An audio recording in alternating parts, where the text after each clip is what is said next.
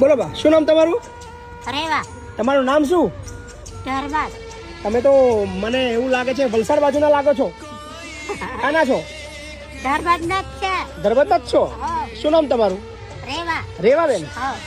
Okay, એકલા જ છો? હા. ક્યાં ગયા બધા? ઘરના ક્યાં ગયા? હે? તમારા ઘરના બધા ક્યાં ગયા? ના ઘરનું કોઈ નહીં. કઈ ગયા? હું એકલી જ છું. કેટલા વર્ષથી એકલા છો? ખાસા વર્ષ. ખાસા વર્ષથી. ક્યાં રહેતા હતા? ધર્મજમાં? ધરબાદના કયો? પેલા કોનો નામ? રોડ ઉપર કે ઘરમાં?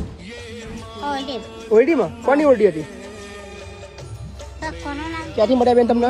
અમારા બાજુમાં ઓરડી પાણીપુરી વાળાના અહીંયા ઓરડી છે, એક હા, બેન છે. હા. એમને ત્યાં ગાડી રહેતા હતા. બરાબર. અને ગામમાં નીકળે માંગવા માટે. બરાબર. એટલે મને કેટલા દિવસથી એમને મૂકવા આવું તું મને, અને સંકુલમાં બી હું વાત કરતી બરાબર. હતી. વાહ. પણ મને આવી રીતે કઈ વાંધો નહીં બા, ચિંતા ના કરશો. રેવા બેન, તમારે રહેવાનું મારી સાથે. હા ને? હા.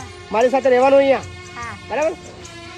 સો ગુજરાતના કોઈ પણ ખૂણામાં, કોઈ પણ સમાજ, કોઈ પણ ધર્મના કોઈ પણ એવા જરૂરિયાતમંદ બા દેખાય, દાદા દેખાય તો એમને રિક્ષા કરીને મોકલી આપજો.